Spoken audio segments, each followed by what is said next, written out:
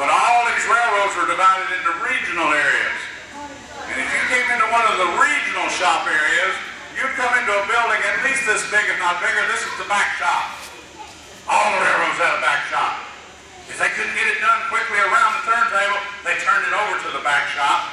And to be honest with you guys, this is where the comedian got his term, get her done. Think about it. Where else are you going to take a choo-choo train for repairs?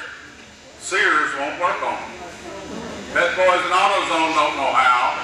It had to get done in these back shops. It did get done. 2 sets of rails come in from outside. Run the full length of the building. 6-foot drop pit underneath this first set of rails. Yes, we change oil. Work on brakes, wheels. We do everything we can from underneath the train. But if it's too heavy, we have to pick something up. Do you see the yellow bar across the ceiling? That is a 10-ton frame. It has its own set of rails along the ceiling. Runs the length of the building, width of the building, lifting anything up to 10 tons. And yes, we do have 2 35-ton floor jacks if we have to lift up the front end of a locomotive. Because we don't have any facilities around the turntable, we use the front part of this shop as short-term repair. Back in the back with the engine with the nose off of it, long-term repair. And way back in the back where you see the American flag, that's the wheel shop. Think about the wheels on a steam locomotive. Big old steel wheels like these right back here.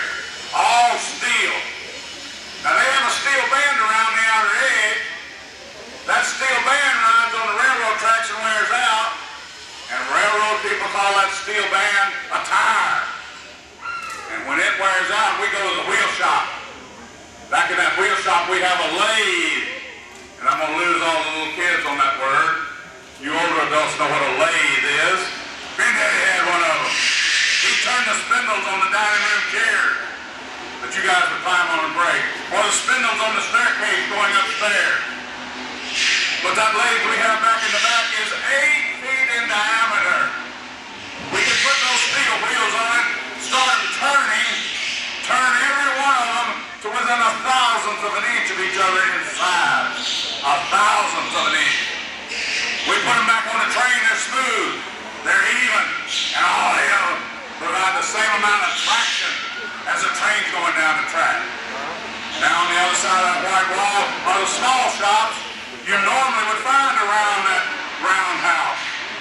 I have a sheet metal shop, a welding shop, a woodworking shop, an upholstery shop, paint shop, electric shop, brake, everything you can think of around the roundhouse. I've got on the other side of that white wall because it has to get done in this shop, and it does get done. Just a minute ago, I was talking to you about long-term repair. Engine back there is over 100 years old. Engine 630 is over 100 years old. And boy, we wish either one of them could talk.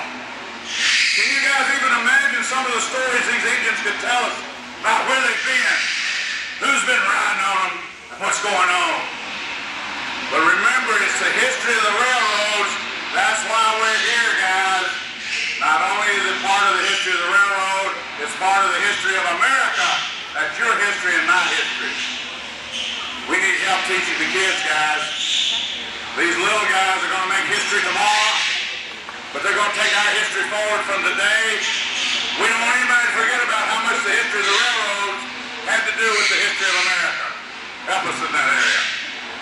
Talking about long-term repair. The engine with the nose off is number 4501.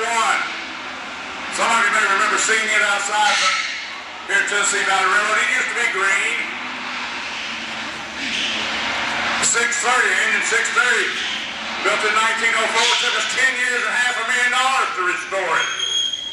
And we're a museum, guys. Where's the museum get that kind of money and manpower? Yes, we are Tennessee's State Railroad Museum. But we get no federal, state, or local tax money. They consider us to be a passenger train, and you guys are the passengers. The revenue we generate from ticket sales, and we do have a donation box right back at Grand Junction. Ticket sales and donations fund almost everything we do in this museum. But I don't want you to forget about that manpower. When was the last time you saw anybody graduate from steam locomotive school? Not anymore.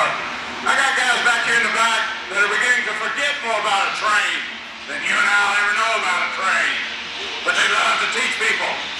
Show people what they've done all their lives and how they've been doing it. Any of you guys even think about wanting to volunteer to work for a train, contact us.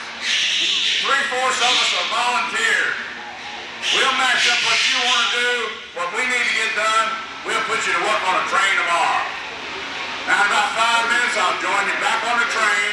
We'll ride back through the tunnel to Grand Junction. If you've got any questions about what goes on out in the yard, the shop, about any of the equipment, my conductors are wearing black hats. We love to answer questions, find out answers, or tell you guys a short story. This is one of those pieces of John Henry equipment. It's called a stamper. It'll go along, it'll straighten up the rails, the length of the rail. It'll also dig down in the ground and re-spreading it.